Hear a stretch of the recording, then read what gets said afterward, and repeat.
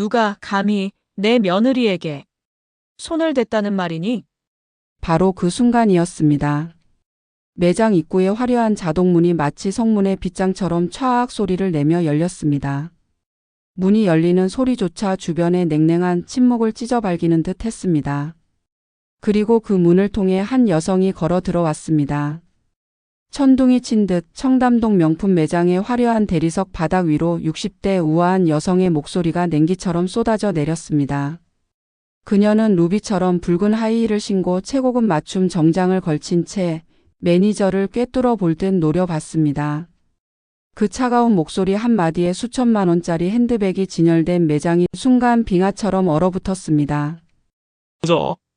저분, 회장님이시잖아. 공포에 질린 속삭임이 매장 구석구석을 맴돌았습니다. 바닥에 힘없이 주저앉아 고개를 들었던 며느리는 충격으로 붉게 물든 눈으로 그 여성을 올려다봤습니다. 낯선 분이었다. 하지만 왠지 모르게 아주 오래전부터 자신을 지켜봐 온 듯한 소름 끼치도록 친숙하고 따뜻한 눈빛이었습니다. 청담동 명품 매장의 신인 며느리에게 찾아온 거대한 운명의 소용돌이. 모두가 외면했던 순간 그녀를 구원한 단 한 사람. 과연 며느리와 시어머니 사이에는 어떤 비밀이 숨겨져 있을까요? 그녀의 복수는 지금부터 시작됩니다. 지금부터 그 모든 이야기를 여러분께 들려드리겠습니다. 이야기를 계속 들으시려면 구독 버튼과 아래 손가락 모양의 좋아요 버튼 눌러주세요.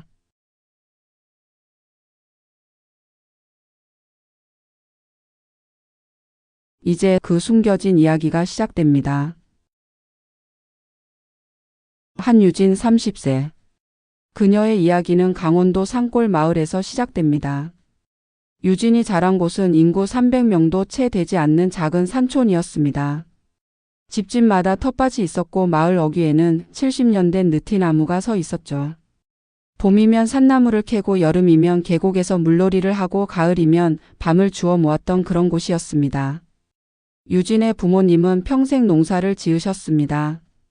아버지는 허리가 굽도록 논밭을 일구셨고 어머니는 새벽같이 일어나 밭일을 나가셨죠. 유진은 어린 시절부터 부모님의 굳은 살 박힌 손을 보며 자랐습니다. 유진아, 너는 공부 열심히 해서 이 동네 벗어나야 한다. 엄마 아빠처럼 평생 흙 파먹고 살면 안 돼. 어머니의 말씀이 유진의 가슴 깊이 새겨졌습니다. 그래서 유진은 밤늦게까지 책을 읽었습니다. 마을에 도서관이 없어서 읍내까지 버스를 타고 가야 했지만 그녀는 포기하지 않았습니다. 고등학교는 차로 1시간 거리에 있었습니다. 유진은 매일 새벽 5시에 일어나 버스를 탔습니다. 겨울이면 영하 20도를 오르내리는 추위 속에서도 버스 정류장에서 기다렸죠. 손이 시려서 가방을 제대로 쥘 수조차 없는 날도 많았습니다. 대학 입시. 유진은 서울의 한사립대학 경영학과에 합격했습니다. 장학금을 받았지만 생활비는 스스로 벌어야 했습니다. 그녀는 낮에는 수업을 듣고 밤에는 편의점 아르바이트를 했습니다. 주말에는 레스토랑 서빙을 했죠. 4년 동안 유진은 단 한 번도 고향에 제대로 내려가지 못했습니다. 명절 때조차 아르바이트를 해야 했으니까요. 전화기 너머로 들려오는 어머니의 목소리가 그리웠지만 유진은 참았습니다. 조금만 더 참으면 돼. 조금만 더. 대학 졸업 후 유진은 서울에서 일자리를 찾기 시작했습니다. 하지만 현실은 녹록지 않았습니다. 이력서를 100군데 넘게 넣었지만 대부분 떨어졌습니다. 학벌이 부족하다는 이유였죠. 그러던 중 유진은 대학 선배의 소개로 박도연을 만났습니다. 박도연은 유진보다 2살 많았습니다. IT 중소기업에서 개발자로 일하는 그는 조용하고 성실한 사람이었습니다. 화려하지는 않았지만 유진을 진심으로 대했죠. 첫 만남은 대학로의 작은 카페였습니다. 도연은 수수한 체크 셔츠를 입고 나타났고 어색하게 웃으며 인사했습니다. 안녕하세요. 박도연입니다.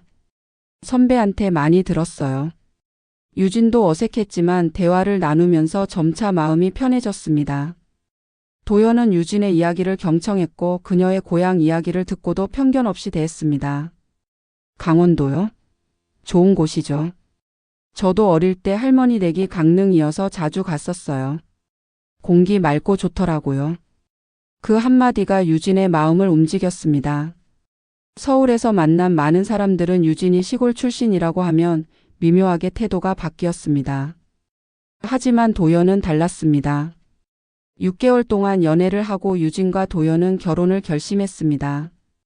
화려한 결혼식은 아니었습니다. 강남의 작은 웨딩홀에서 양가 가족과 친한 친구들만 모여 조촐하게 치렀죠. 그날 유진은 처음으로 도연의 어머니 서태희를 제대로 만났습니다. 서태희는 60대 초반으로 보이는 우아한 여성이었습니다. 샤넬 트위드 수트를 입고 있었고 목에는 진주 목걸이가 빛났습니다. 그녀의 분위기는 범접할 수 없을 정도로 고급스러웠습니다. 유진 씨 만나서 반가워요. 우리 도연이 잘 부탁해요. 서태희의 목소리는 부드러웠지만 어딘가 권위가 느껴졌습니다. 유진은 긴장한 채 인사했습니다. 어머님 잘 부탁드립니다. 편하게 지내요. 도연이가 행복하면 저도 행복해요. 서태희는 유진에게 특별히 무언가를 묻지 않았습니다. 출신이나 학벌에 대해서도 전혀 언급하지 않았죠. 오히려 따뜻하게 대해 주었습니다. 결혼 후 유진과 도연은 서울 외곽의 작은 아파트에서 신혼생활을 시작했습니다. 시댁과는 의도적으로 거리를 두었습니다. 도연이 그렇게 제안했죠. 여보, 우리 독립적으로 살자. 엄마도 그걸 원하실 거야. 명절 때나 가끔 뵙는 게 서로 편할 것 같아. 유진은 고마웠습니다. 시댁과의 관계는 늘 부담스러운 것이었는데 도연이 그렇게 배려해주니 마음이 편했습니다. 하지만 문제는 경제적인 부분이었습니다. 도연의 월급은 350만 원 정도였습니다. 서울에서 둘이 살기에는 빠듯한 금액이었죠. 월세 80만 원, 생활비, 통신비, 교통비. 저축은 거의 불가능했습니다. 유진은 반드시 일자리를 구해야 했습니다. 그러던 어느 날 유진은 구인 사이트에서 드 베르사 강남 플래그십 스토어 채용 공고를 발견했습니다. 드 베르사. 프랑스에 본사를 둔 글로벌 럭셔리 브랜드였습니다. 100년이 넘는 역사를 가진 이 브랜드는 핸드백, 슈즈, 주얼리, 의류까지 다양한 제품을 생산했습니다. 전 세계 상류층이 선호하는 브랜드였죠. 강남 플래그십 스토어는 드 베르사의 아시아 최대 매장이었습니다. 7층 건물 전체가 매장이었고 연간 매출만 500억 원이 넘었습니다. 이런 곳에 내가 합격할 수 있을까? 유진은 망설였습니다. 하지만 월급이 매력적이었습니다. 초봉 300만 원의 성과급까지 포함하면 연봉 4천만 원 정도였습니다. 유진에게는 큰 돈이었죠.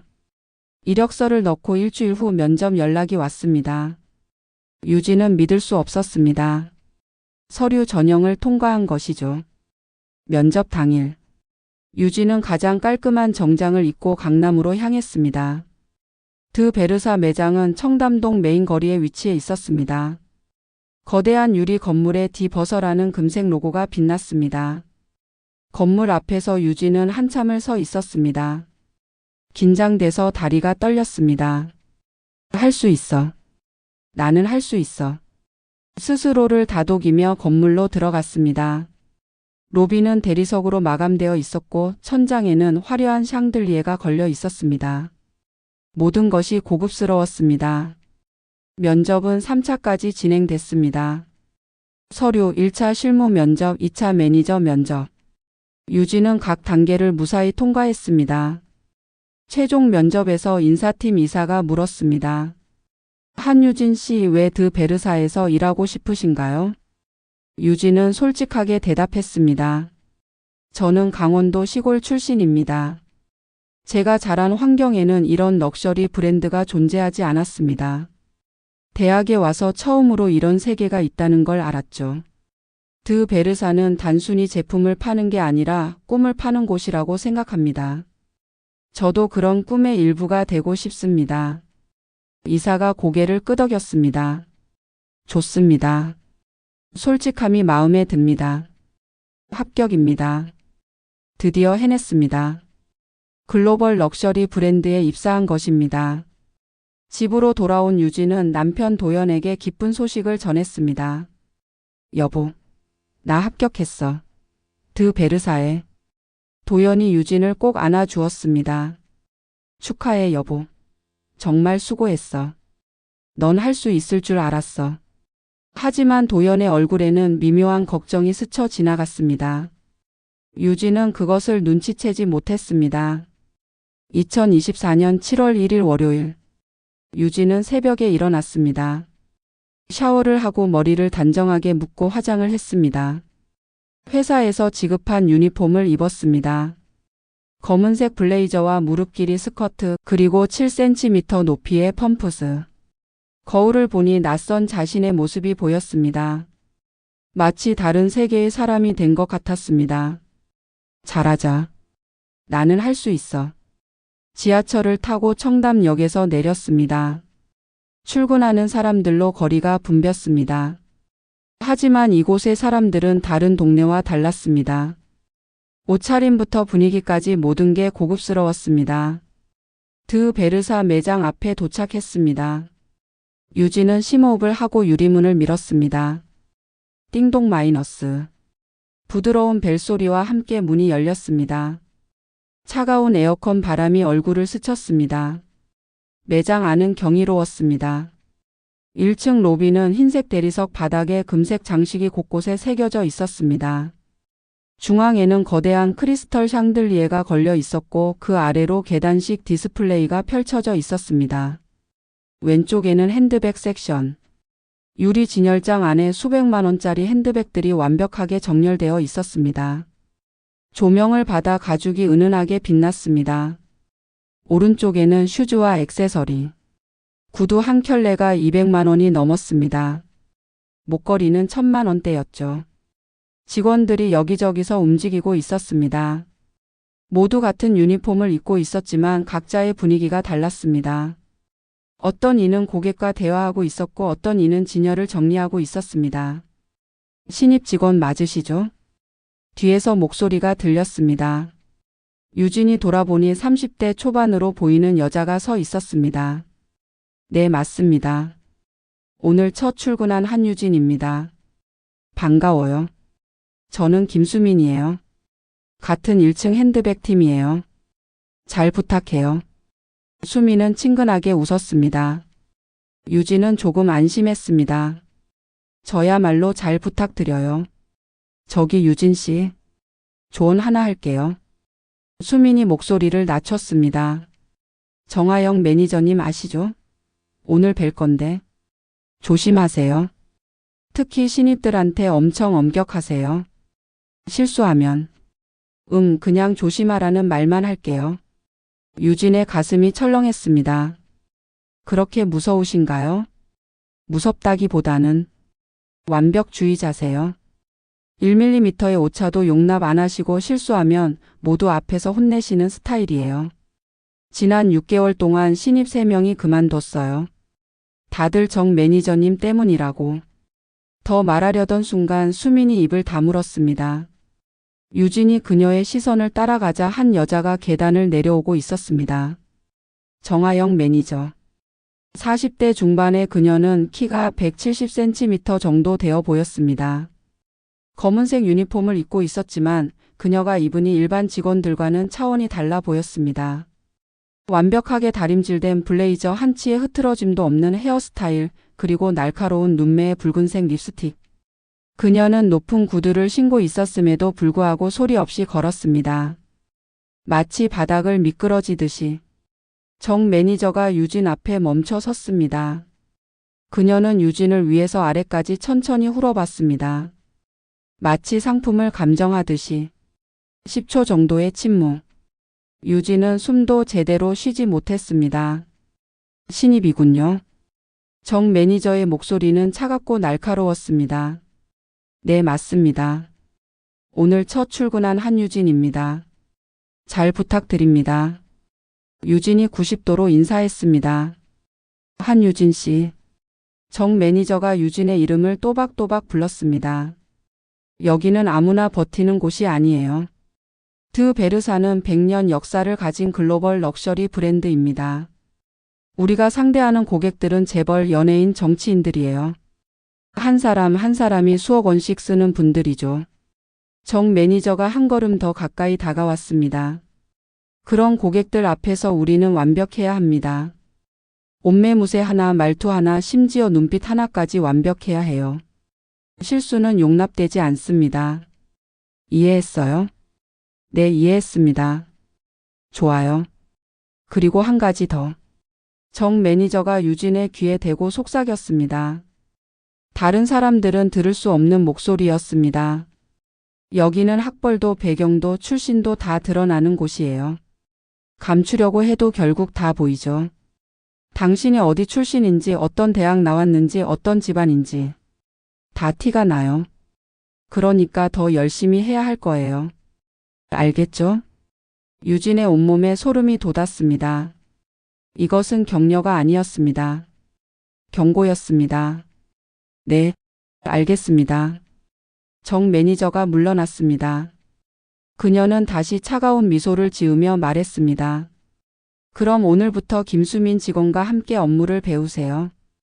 궁금한 거 있으면 물어보고요. 하지만 같은 질문 2번 하지 마세요. 한 번에 다 외우세요. 네, 알겠습니다. 정 매니저가 돌아서서 사무실로 올라갔습니다. 그녀가 사라지자 매장 안의 분위기가 조금 풀어졌습니다.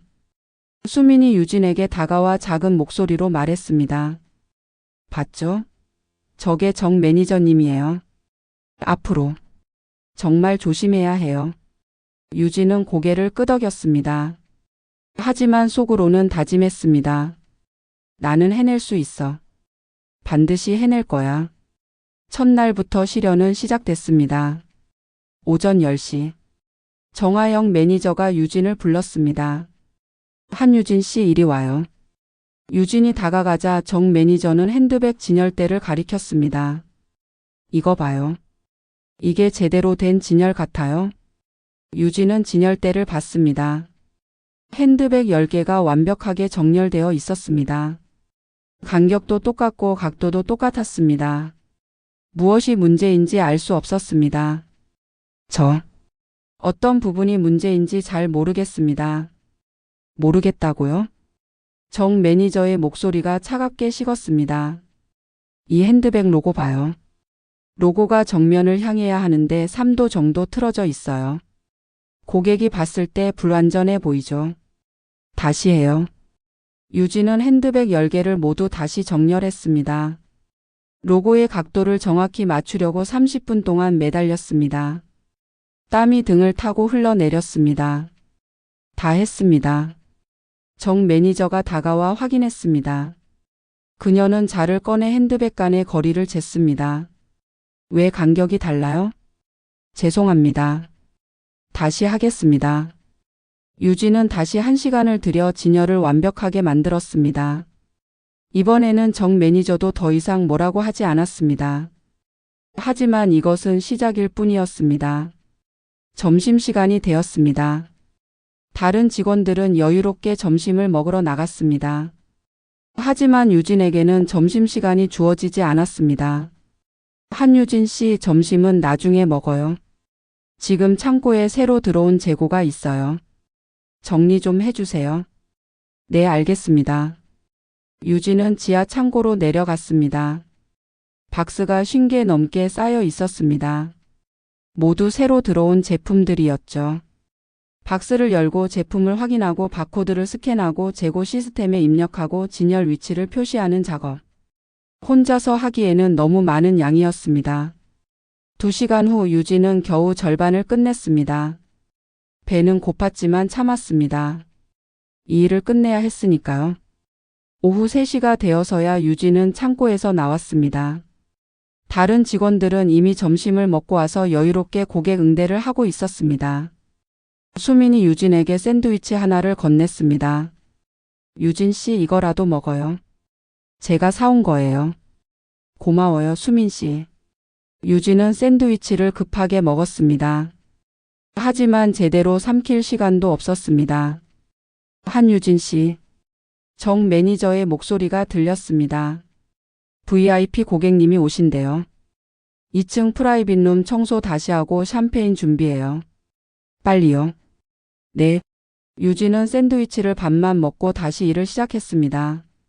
이런 식으로 첫날이 지나갔습니다.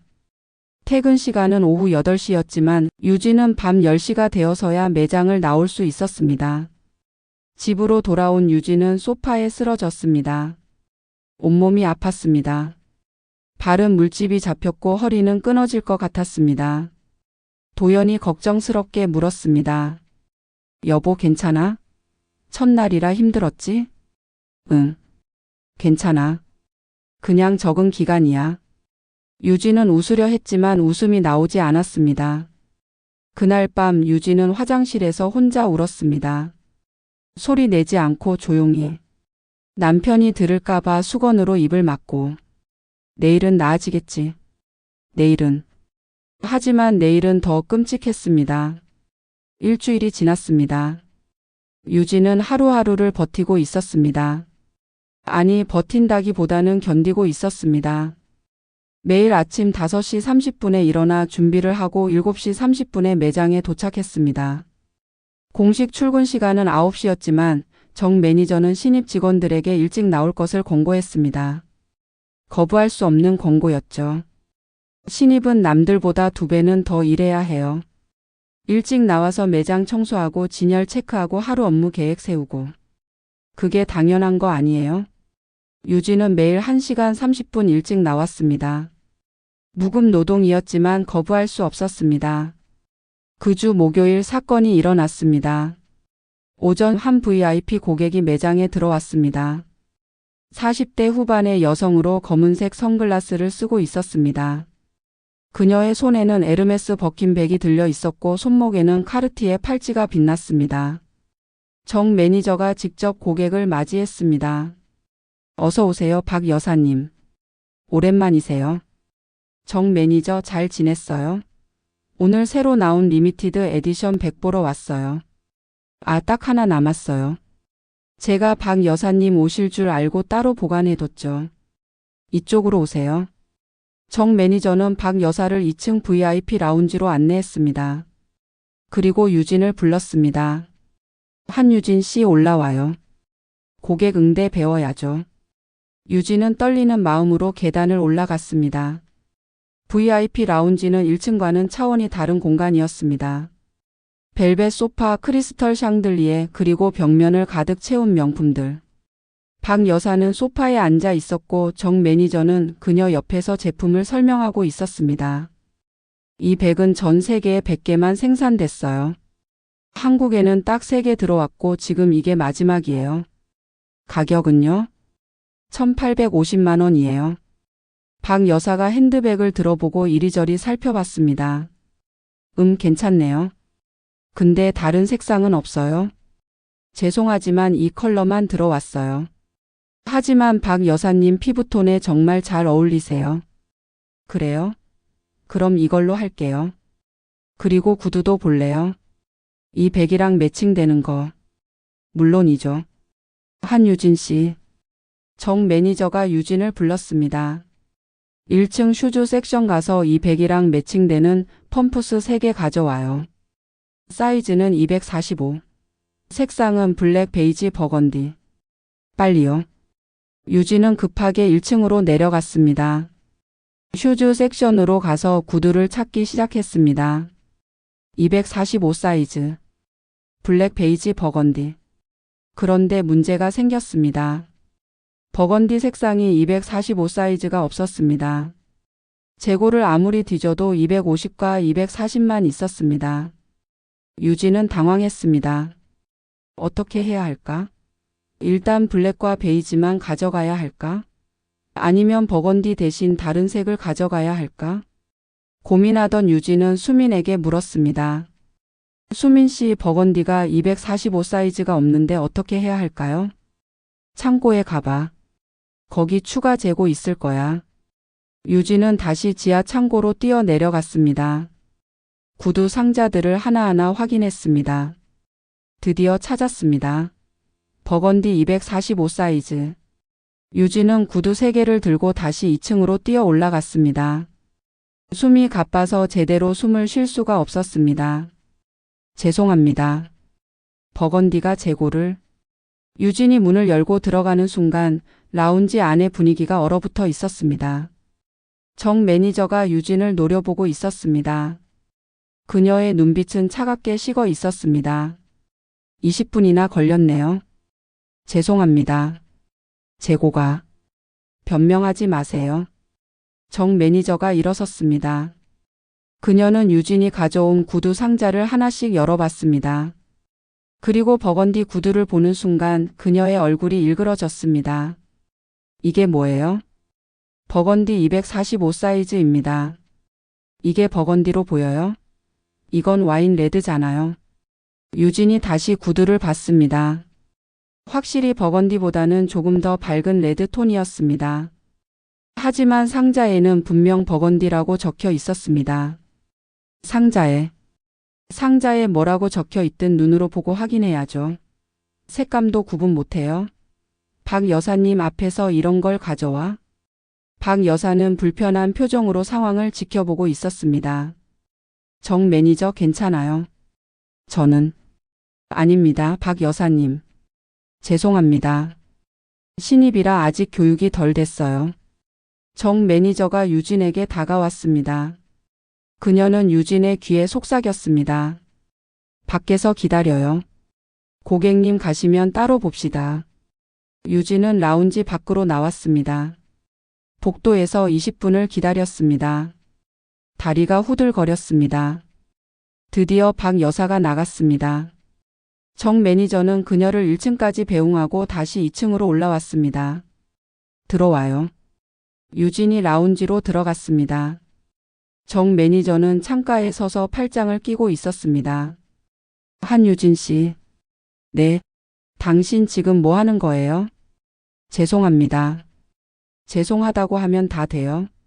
박 여사님은 우리 매장 연간 2억 원 이상 쓰시는 VVIP세요. 그런 분 앞에서 당신이 뭘 가져온 거예요? 색깔도 구분 못하는 사람이 명품 매장에서 일하겠다고? 정 매니저의 목소리가 점점 커졌습니다. 상자에 적힌 것만 보고 가져왔어요. 머리는 왜 달고 다녀요? 눈으로 직접 확인해야죠. 죄송합니다. 다음은 없어요. 이런 실수 2번 하면 당신 잘나요. 알겠어요? 네, 알겠습니다. 나가요. 그리고 오늘 재고 전부 다시 체크해요. 색상별로 정리하고 사이즈별로 정리하고 보고서 작성해서 내일 아침까지 이메일로 보내요. 네. 유진은 라운지를 나왔습니다.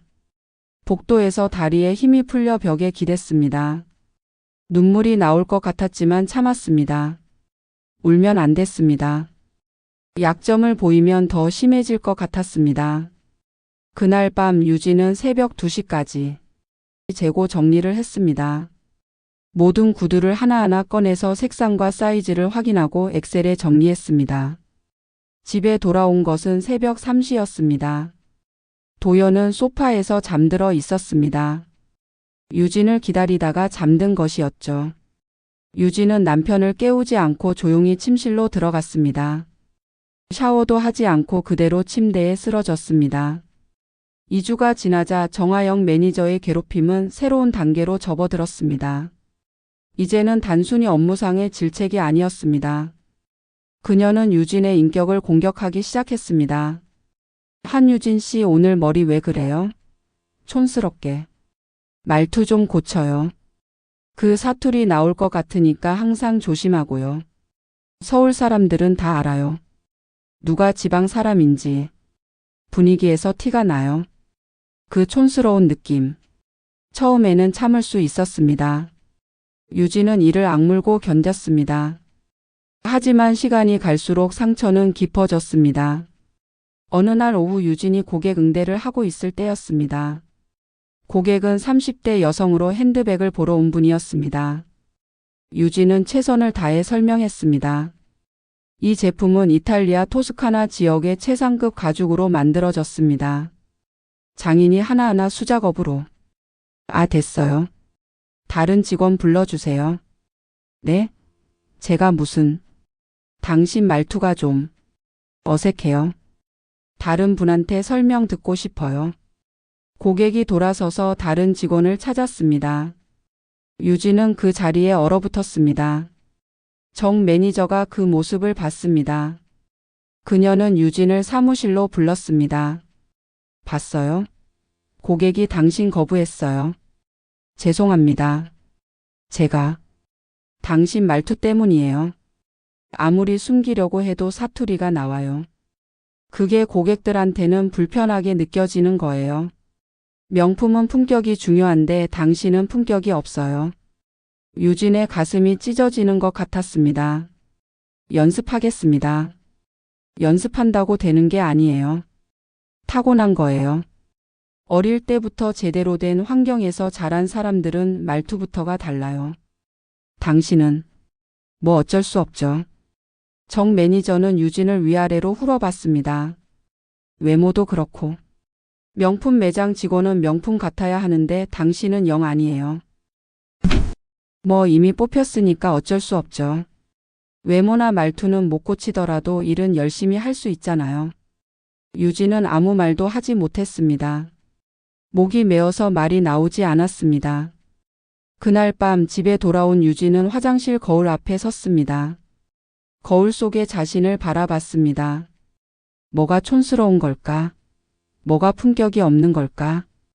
유진은 자신의 얼굴을 머리를 옷차림을 하나하나 뜯어봤습니다.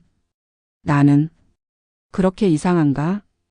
욕조에 앉아서 유진은 소리내어 울었습니다. 수도꼭지를 틀어놓고 물소리에 묻혀서 울었습니다. 도연이 문을 두드렸습니다. 여보? 괜찮아?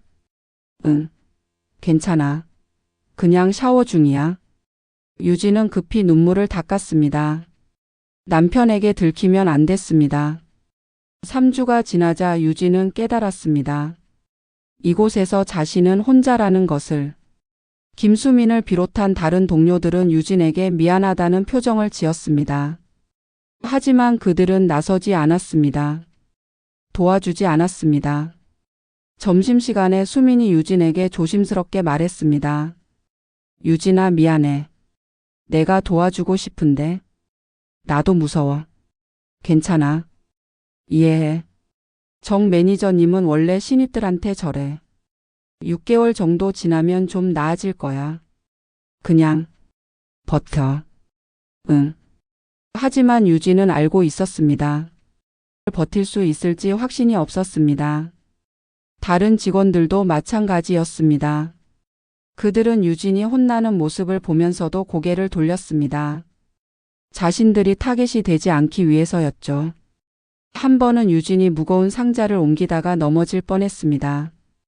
옆에 있던 남자 직원이 잠깐 손을 뻗었지만 정 매니저의 시선을 느끼고는 그냥 지나갔습니다.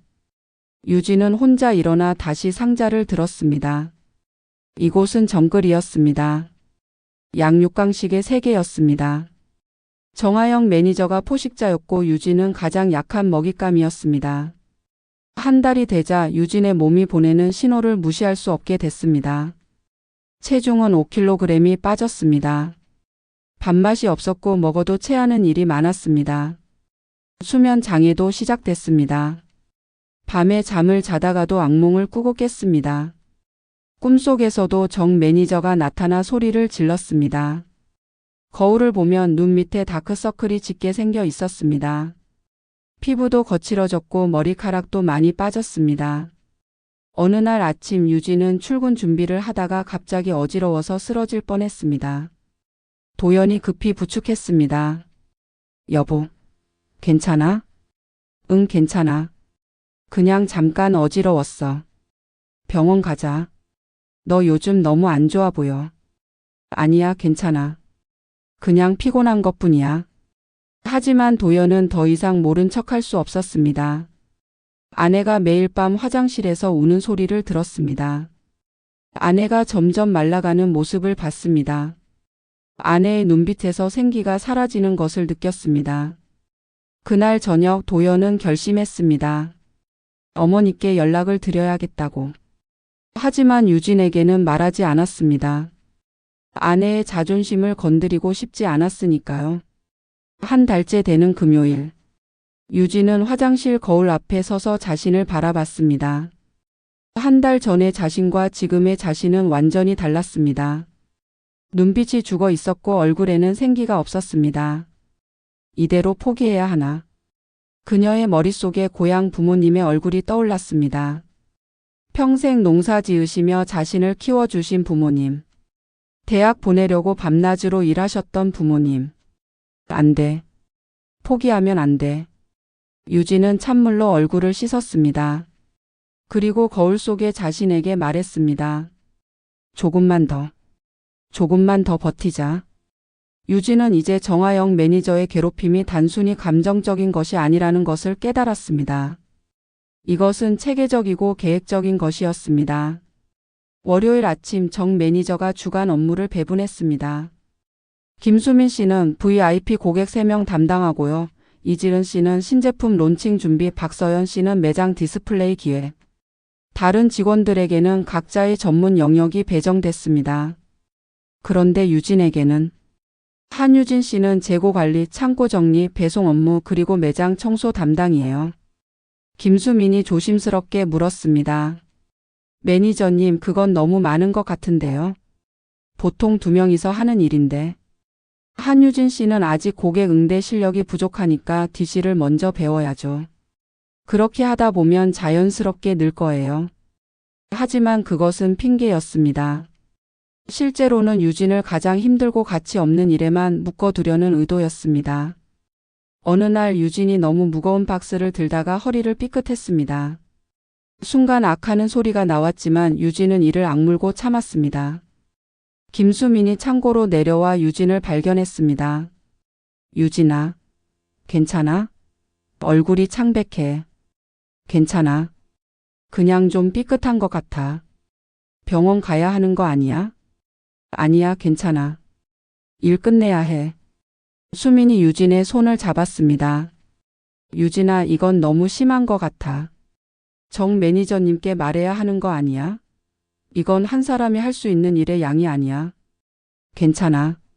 내가 아직 서툴러서 그래. 익숙해지면 나아질 거야. 하지만 유진은 알고 있었습니다. 이것은 익숙함의 문제가 아니라는 것을. 정 매니저의 괴롭힘은 더욱 노골적으로 변했습니다. 이제는 다른 직원들이 보는 앞에서, 심지어 고객들이 있는 앞에서도 유진을 모욕했습니다. 어느 수요일 오후 매장에 고객이 있었습니다. 유진은 진열대를 정리하고 있었습니다.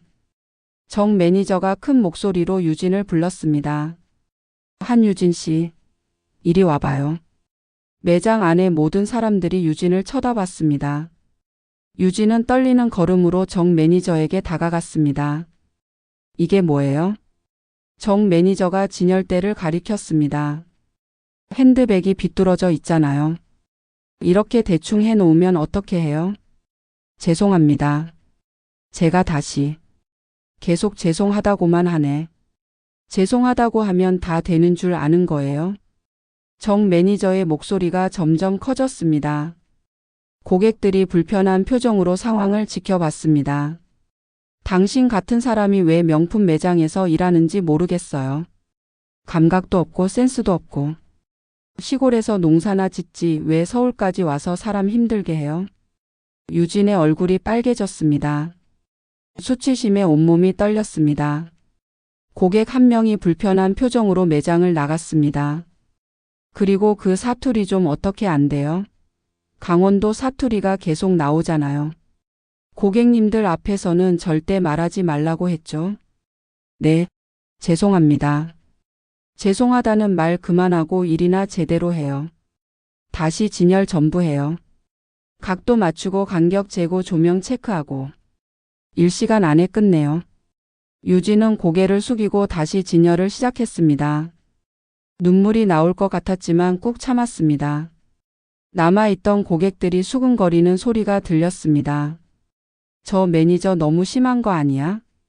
그래도 직원이 실수를 했으니까. 아니, 저렇게까지 말해야 해? 사람들 보는 데서. 유진은 그 말들을 들으면서도 계속 진열에 집중했습니다. 손이 떨려서 핸드백을 제대로 잡을 수가 없었습니다. 그날 저녁 퇴근하면서 한 고객이 유진에게 조용히 다가왔습니다. 40대 초반의 우아한 여성이었습니다. 직원분 괜찮으세요? 네, 괜찮습니다. 아까 그건 너무 심했어요. 힘내세요. 여성이 유진의 손에 무언가를 쥐어주고 갔습니다. 작은 초콜릿이었습니다. 유진은 그 작은 친절에 눈물이 터질 뻔했습니다. 유진의 몸은 이미 한계에 도달해 있었습니다. 매일 아침 일어날 때마다 온몸이 쑤셨습니다. 허리는 계속 아팠고 어깨는 돌처럼 굳어 있었습니다. 발에는 물집이 터져서 피가 났지만 유진은 약국에서 밴드를 사서 붙이고 계속 일했습니다. 밤에 잠을 자려고 누워도 불안감 때문에 쉽게 잠들지 못했습니다. 꿈속에서도 정 매니저가 소리를 지르고 고객들이 자신을 비웃었습니다. 식욕은 완전히 사라졌습니다. 밥을 먹으려고 하면 목이 막혀서 넘어가지 않았습니다. 물만 마시고 버티는 날도 많았습니다. 체중은 입사 전보다 7kg이 빠졌습니다. 유니폼이 헐렁해져서 안전핀으로 허리를 줄여 입어야 했습니다. 거울을 보면 낯선 사람이 서 있었습니다. 눈은 푹 꺼져 있었고 광대뼈가 드러났으며 피부는 거칠고 생기가 없었습니다. 어느 날 아침 유진은 출근 준비를 하다가 현기증을 느꼈습니다. 세면대를 붙잡았지만 다리에 힘이 풀려서 바닥에 주저앉았습니다. 도연이 화장실 문을 두드렸습니다. 여보, 괜찮아? 응, 괜찮아. 문 열어봐. 내가 도와줄게. 아니야, 괜찮아. 그냥 잠깐 어지러웠어. 도연은 더 이상 참을 수 없었습니다. 문을 열고 들어가 보니 유진이 바닥에 앉아서 창백한 얼굴로 숨을 헐떡이고 있었습니다. 여보, 오늘 회사 쉬어. 병원 가자. 안 돼. 쉬면 더 혼나. 혼나는 게 중요한 게 아니야. 당신 건강이 더 중요해. 도연은 아내를 부축해서 침대에 눕혔습니다. 그리고 회사에 전화를 걸어 유진이 아프다고 말했습니다. 그날 유진은 하루 종일 침대에 누워 있었습니다. 하지만 마음은 편하지 않았습니다. 회사에 가지 못한다는 죄책감과 정 매니저가 뭐라고 할지에 대한 두려움이 계속 그녀를 괴롭혔습니다. 저녁이 되어 핸드폰을 확인하니 정 매니저에게서 문자가 와 있었습니다. 한유진 씨 아픈 것도 프로답지 못한 거예요. 다른 직원들은 다 나와서 일하는데 당신만 빠지면 다른 사람들이 힘들어요. 내일은 꼭 나오세요. 충격적인 소식이 들려왔습니다. 김수민이 사직서를 냈다는 것이었습니다. 유진은 믿을 수 없었습니다. 수민은 이 매장에서 3년을 일한 베테랑이었습니다. 고객 응대도 완벽했고 매출도 좋았습니다. 수민 씨 왜 그만두는 거예요? 수민과 유진은 근처 카페에서 만났습니다. 수민의 얼굴에는 피로가 가득했습니다. 유진아, 미안해. 나 더 이상 못 버티겠어. 무슨 일이에요? 수민이 한숨을 쉬었습니다. 정 매니저님. 요즘 나한테도 이상해. 아마 내가 너를 도와준 게 마음에 안 들었나 봐. 자꾸 트집을 잡고 다른 직원들 앞에서 창피를 주고. 쟤 때문인가요? 아니야, 너 때문이 아니야. 정 매니저님은 원래 그런 사람이야. 타겟을 정해놓고 괴롭히는 거야. 예전에도 많은 직원들이 그렇게 나갔어. 수민이 유진의 손을 잡았습니다. 유진아, 너도 빨리 나와. 이 회사 이상해. 정 매니저님이 저렇게 하는데도 본사에서는 아무도 신경 안 써. 매출만 좋으면 다 괜찮은 거야. 직원들 인권 따위는. 하지만 저는. 알아, 너 형편이 어렵다는 거 알아. 남편 월급만으로는 빠듯하다는 것도. 하지만 유진아, 건강 잃으면 끝이야. 돈은 다시 벌 수 있어도 건강은 한 번 잃으면 돌이킬 수 없어. 나는 3년 동안 버텼어. 정 매니저님한테 밉보이지 않으려고 완벽하게 일하려고 노력했어. 하지만 결국 나도 타겟이 됐어. 이 회사에서는 누구도 안전하지 않아. 그럼 수민 씨는 어떻게 할 거예요? 친구가 운영하는 부티크에서 일하기로 했어. 월급은 좀 적지만 최소한 거기서는 인간 취급은 받을 수 있을 것 같아. 그날 저녁 유진은 수민의 마지막 출근을 지켜봤습니다. 다른 직원들이 수민에게 작별 인사를 했습니다. 하지만 정 매니저는 수민을 쳐다보지도 않았습니다.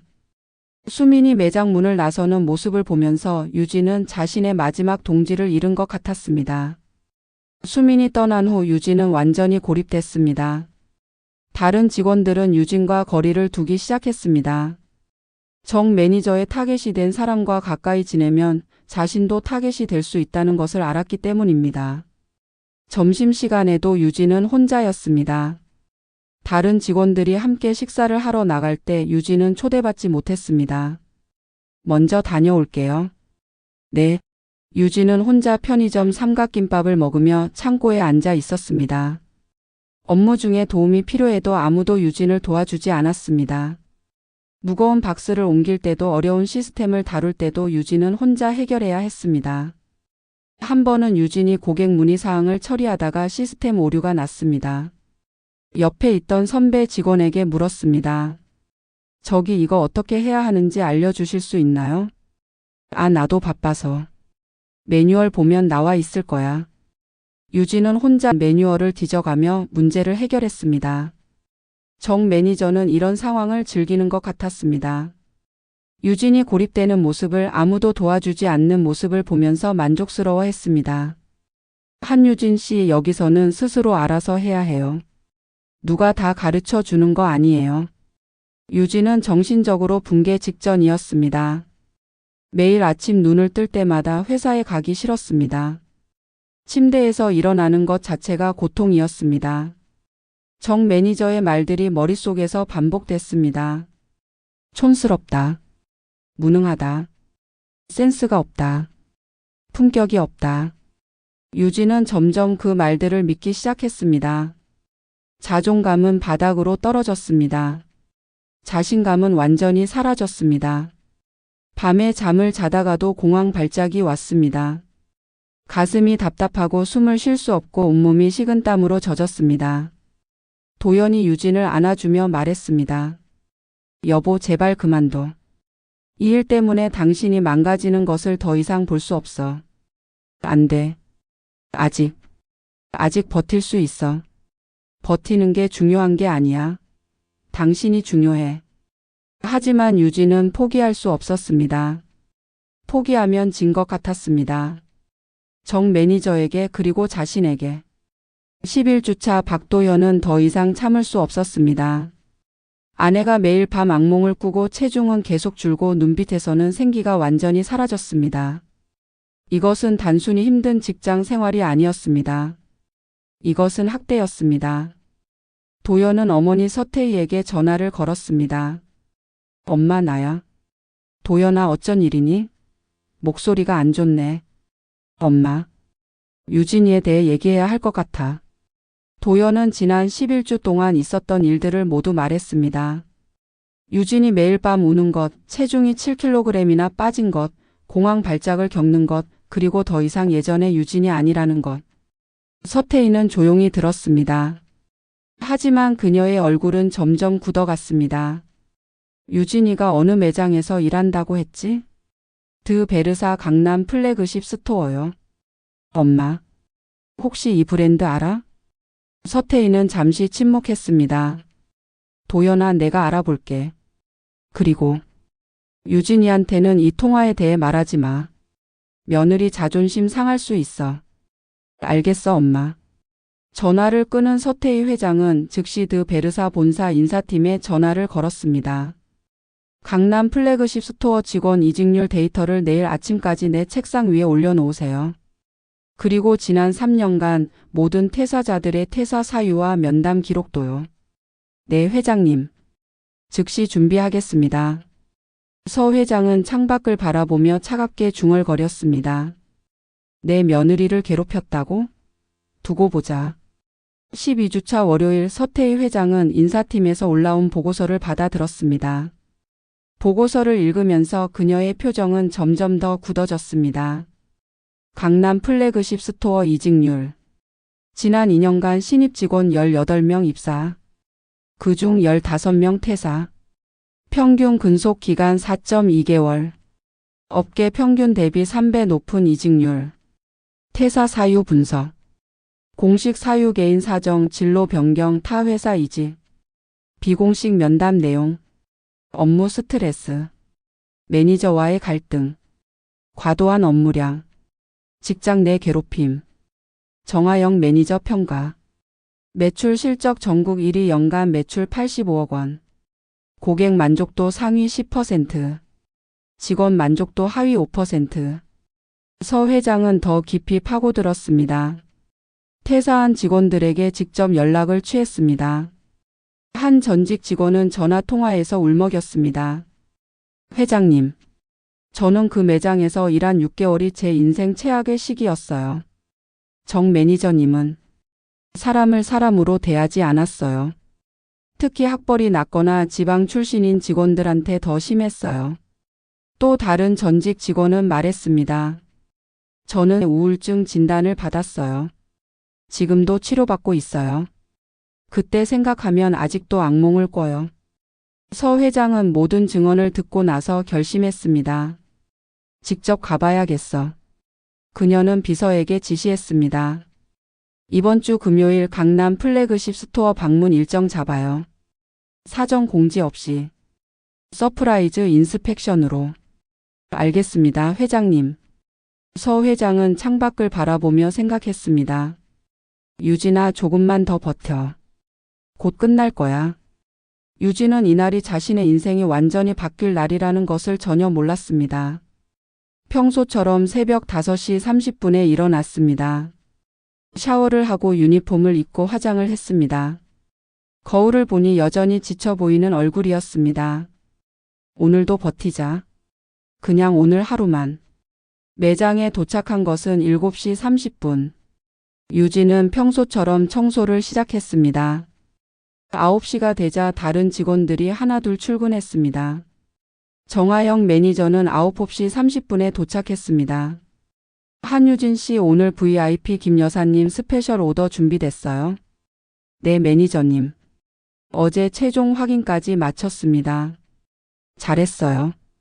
김 여사님은 오늘 오후 2시에 오세요. 절대 실수 없도록. 네, 알겠습니다. 드 베르사에는 골드 VIP라는 특별 고객 등급이 있었습니다. 연간 1억 원 이상을 구매하는 고객들이죠. 이들의 주문은 절대적으로 완벽해야 했습니다. 단 하나의 실수도 용납되지 않았어요. 그날 오후 유진은 골드 VIP 고객의 특별 주문을 처리하고 있었습니다. 리미티드 에디션 핸드백과 맞춤 주얼리 세트였죠. 총 금액만 8,500만 원에 달하는 주문이었습니다. 유진은 체크리스트를 확인하며 꼼꼼하게 포장했습니다. 핸드백, 더스트백, 보증서, 케어 가이드, 리본. 모든 것이 완벽해 보였습니다. 그녀는 안도의 한숨을 쉬며 주문서를 제출했습니다. 하지만 2시간 후 재앙이 찾아왔습니다. 정하영 매니저가 유진의 책상으로 성큼성큼 걸어왔습니다. 그녀의 얼굴은 분노로 일그러져 있었습니다. 한유진 씨, 지금 당장 나와요. 매장 중앙. 모든 직원과 고객들이 지켜보는 가운데 정 매니저가 포장 상자를 바닥에 내던졌습니다. 이게 뭐예요? 골드 VIP 김 여사님 주문에 주얼리 세트 보증서가 빠졌어요. 8,500만 원짜리 주문을 이따위로 처리해? 김 여사님이 얼마나 화가 나셨는지 알아? 유진의 얼굴이 새하얗게 질렸습니다. 죄송합니다, 매니저님. 제가 다시 확인하고. 확인? 이미 늦었어요. 김 여사님은 지금 해외 출장 가시는 길이었고 공항에서 확인하시다가 보증서가 없다는 걸 알게 되셨어요. 얼마나 창피하겠어요? 드 베르사의 얼굴에 먹칠한 거라고. 정 매니저의 목소리가 점점 커졌습니다. 매장을 둘러보던 고객들이 하나둘 상황을 지켜보기 시작했습니다. 당신 같은 사람은 왜 채용했는지 모르겠어요. 시골에서 농사나 지으면 될 것을 왜 서울 와서 명품 매장을 망쳐놓아? 유진의 눈에 눈물이 맺혔습니다. 하지만 정 매니저는 멈추지 않았습니다. 울기는 눈물로 해결돼요. 당신 같은 무능한 사람 때문에 우리 매장 평가가 떨어지면 어쩌려고? 그때였습니다. 정 매니저가 유진의 머리채를 움켜잡았습니다. 이런 바보 같은 걸 어디다 쓰겠어. 찰싹. 매장 전체에 따기 소리가 울려 퍼졌습니다. 유진의 뺨이 빨갛게 부어올랐고 그녀는 그 자리에 무릎을 꿇고 주저앉았습니다. 고객들이 숨을 죽였습니다. 동료 직원들은 고개를 돌렸습니다. 김수민도 안타까운 표정으로 유진을 바라봤지만 감히 나서지 못했습니다. 정 매니저의 권력은 절대적이었으니까요. 유진은 바닥에 주저앉은 채 온몸을 떨었습니다. 수치심, 분노, 절망이 한꺼번에 밀려왔습니다. 눈물이 주르르 흘러내렸지만 그녀는 소리내어 울지 않았습니다. 마지막 자존심이었죠. 정 매니저는 유진을 내려다보며 차갑게 말했습니다. 오늘 일 끝나고 사직서 쓸 준비해요. 당신 같은 사람은 우리 매장에 필요 없으니까. 바로 그때였습니다. 매장 입구에 자동문이 열렸습니다. 한 여인이 매장으로 들어왔습니다. 60대로 보이는 그녀는 샤넬 트위드 재킷을 우아하게 입고 있었고 목에는 진주 목걸이가 빛나고 있었습니다. 그녀의 발걸음은 느렸지만 확신에 차 있었고 그녀가 내뿜는 아우라는 매장 전체를 압도했습니다.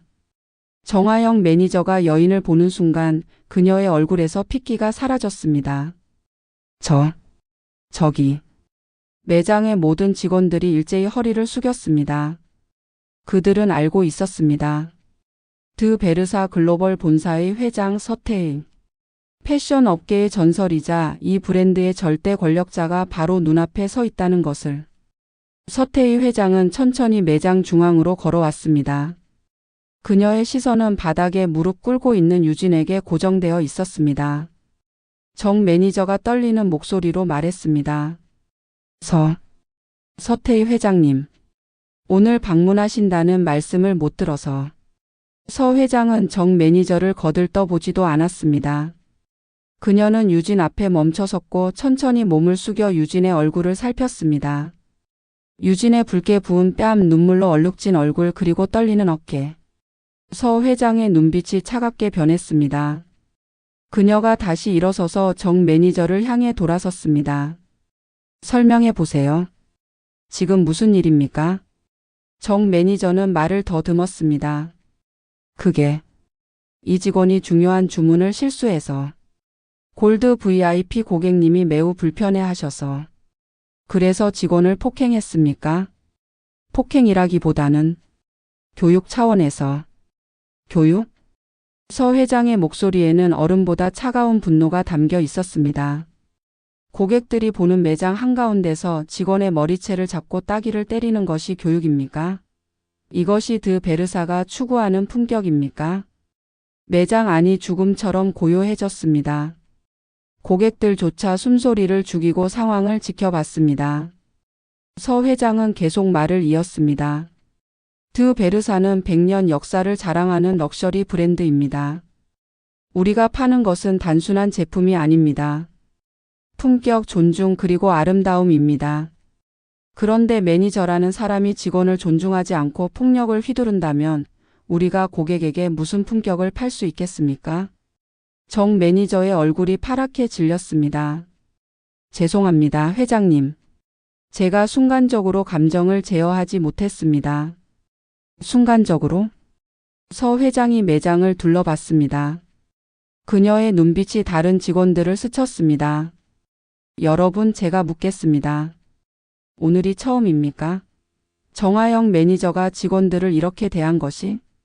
아무도 대답하지 않았습니다. 하지만 그 침묵이 답이었습니다. 서 회장이 다시 정 매니저를 바라봤습니다. 정하영 매니저. 당신은 지금 즉시 업무에서 배제됩니다. 본사 인사팀에서 철저한 조사가 이루어질 것이고 그 결과에 따라 징계가 내려질 것입니다. 직장 내 괴롭힘과 폭행은 우리 회사에서 절대 용납되지 않습니다. 정 매니저의 입술이 파르르 떨렸습니다. 회장님, 제발 한 번만 기회를. 기회는 이미 충분히 드렸습니다. 이 매장에 얼마나 많은 직원들이 당신 때문에 눈물을 흘렸는지 제가 모를 것 같습니까? 서 회장은 더 이상 정 매니저를 보지 않았습니다. 그녀는 다시 유진에게로 돌아와 부드럽게 손을 내밀었습니다. 일어나세요. 유진은 떨리는 손으로 서 회장의 손을 잡았습니다. 그녀가 일어서는 것을 도운 서 회장은 조심스럽게 유진의 뺨을 살폈습니다. 많이 아프죠? 잠시 저랑 같이 갑시다. 서 회장은 유진을 데리고 매장 뒤편의 VIP 라운지로 들어갔습니다.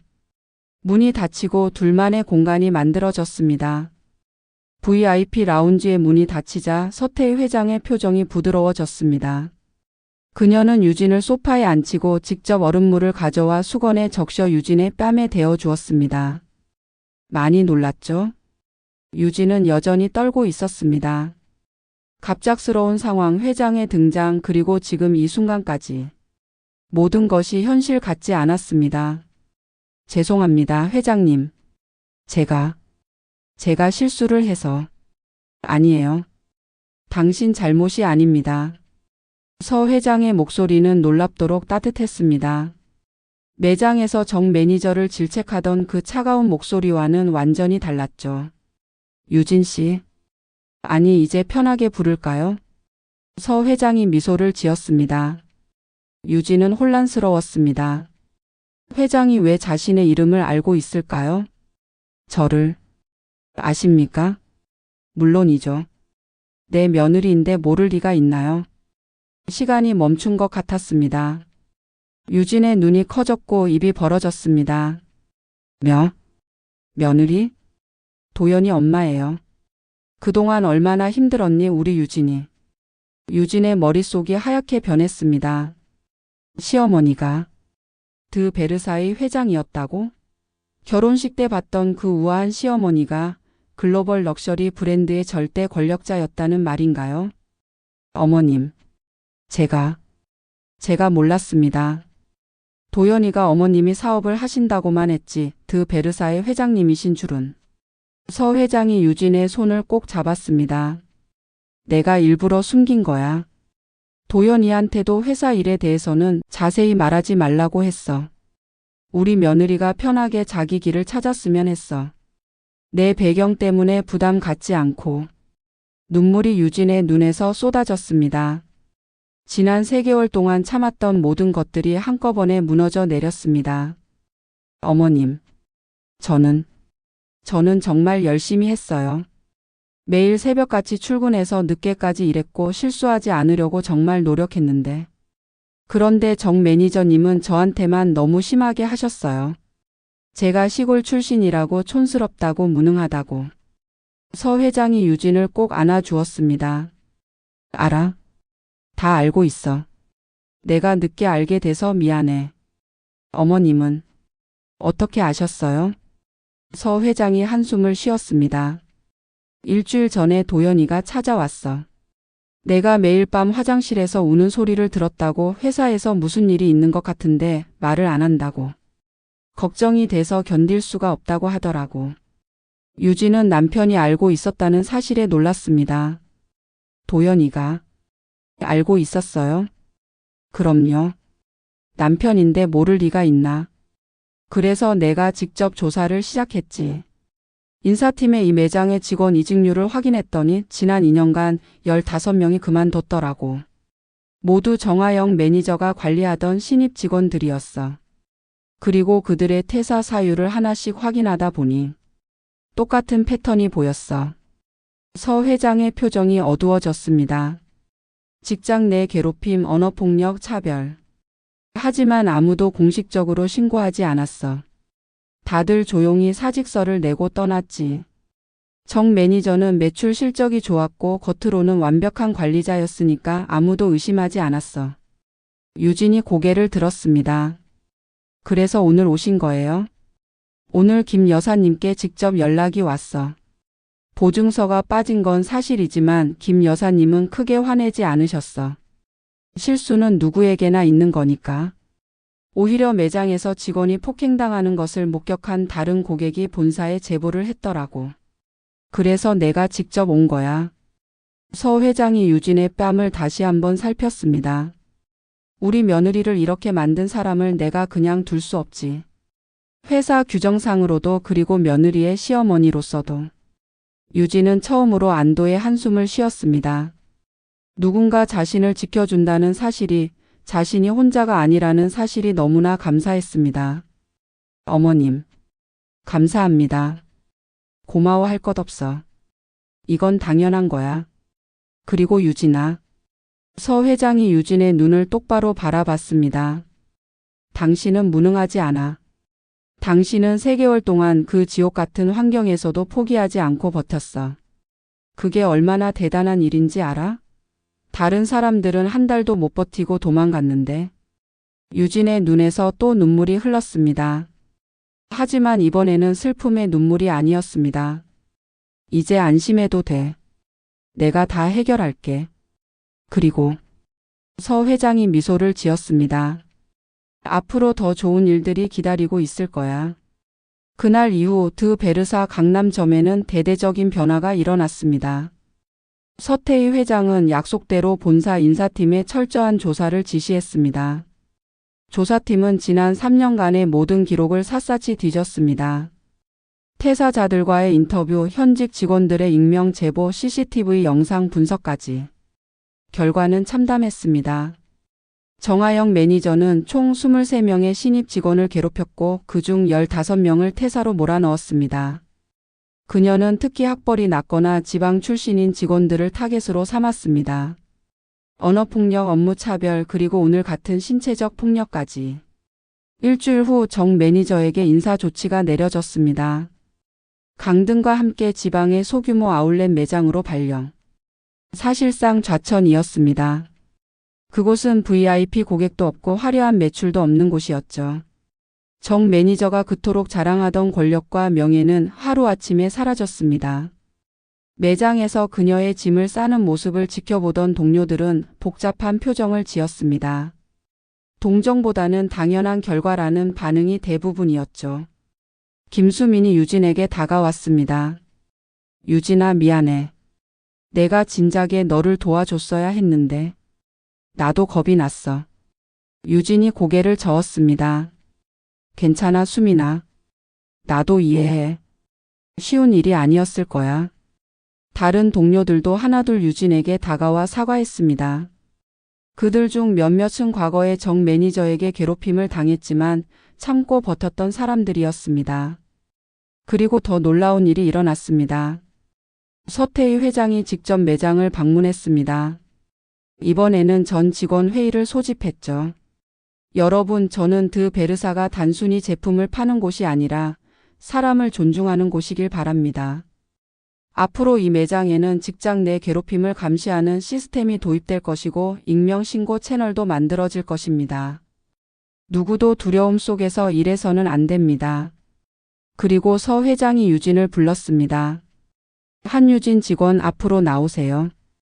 유진이 떨리는 마음으로 앞으로 나갔습니다. 한유진 직원은 지난 3개월간 극도로 어려운 환경에서도 포기하지 않고 최선을 다했습니다. 그녀의 고객 응대 능력과 성실함은 여러 고객 평가에서도 높은 점수를 받았습니다. 유진은 깜짝 놀랐습니다. 자신이 고객 평가에서 좋은 점수를 받았다는 사실을 몰랐거든요. 따라서 한유진 직원을 VIP 고객 전담 매니저로 특진시키기로 결정했습니다. 급여는 기존 대비 40% 인상되며 전용 오피스와 전담 어시스턴트가 배정됩니다. 유진은 믿을 수 없다는 표정으로 서 회장을 바라봤습니다. 회장님, 저는 아직 신입인데 실력은 경력으로만 측정되는 게 아닙니다. 당신은 충분히 자격이 있어요. 서 회장이 유진에게 속삭였습니다. 그리고 이건 내가 시어머니라서 주는 특혜가 아니야. 너가 스스로 쟁취한 거예요. 자부심을 가져. 그날 저녁 유진은 남편 도연 그리고 시어머니 서태희 회장과 함께 저녁 식사를 했습니다. 고급 레스토랑의 프라이빗 룸. 창밖으로 서울의 야경이 펼쳐져 있었습니다. 도연이 유진의 손을 꼭 잡았습니다. 여보, 정말 수고했어. 내가 옆에서 더 많이 도와줬어야 했는데. 미안해. 괜찮아. 당신이 어머님께 말씀드린 것만으로도 큰 도움이었어. 서 회장이 샴페인 잔을 들었습니다. 우리 며느리의 새로운 출발을 위하여. 그리고 앞으로 더 많은 행복이 있기를. 세 사람은 잔을 부딪혔습니다. 유진은 그 순간을 결코 잊지 못할 것입니다. 지옥 같았던 3개월을 버텨낸 자신에게, 그리고 자신을 지켜준 사람들에게 감사했습니다. 무엇보다 자신이 무능하지 않다는 것을 증명한 것에 대해 스스로를 자랑스러워했습니다. 6개월이 흘렀습니다. 한유진은 이제 드 베르사에서 가장 성공적인 VIP 전담 매니저가 되었습니다. 그녀의 고객 만족도는 전국 매장 중 1위를 기록했고 매출 또한 월 3억 원을 넘어섰습니다. 하지만 유진이 가장 자랑스러워하는 것은 숫자가 아니었습니다. 그녀는 신입 직원들의 멘토가 되었습니다. 자신처럼 어려운 환경에서 온 직원들을 특별히 돌보았죠. 그들에게 용기를 주고 실수를 두려워하지 말라고 격려했습니다. 실수는 배움의 과정이에요. 중요한 건 포기하지 않는 거예요. 어느 날 한 신입 직원이 유진에게 물었습니다. 선배님, 어떻게 그렇게 강해질 수 있었어요? 저는 매일 무서워요. 유진이 미소 지었습니다. 저도 무서웠어요. 매일 밤 울었고요. 하지만 포기하지 않았어요. 그게 제가 배운 전부예요. 그날 저녁 집으로 돌아온 유진은 거울 앞에 섰습니다. 6개월 전의 자신과 지금의 자신은 달랐습니다.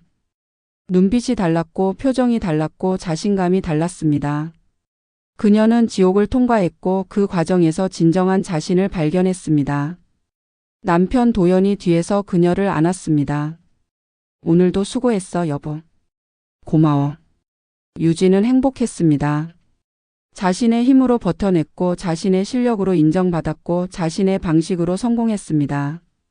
그리고 그 과정에서 가장 중요한 것을 배웠습니다.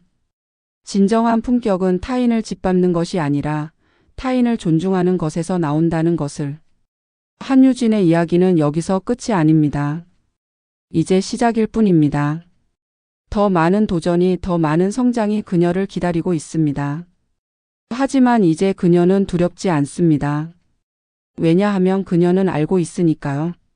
자신이 얼마나 강한 사람인지를. 다음에 또 의미 있고 감동적인 이야기로 찾아뵙겠습니다.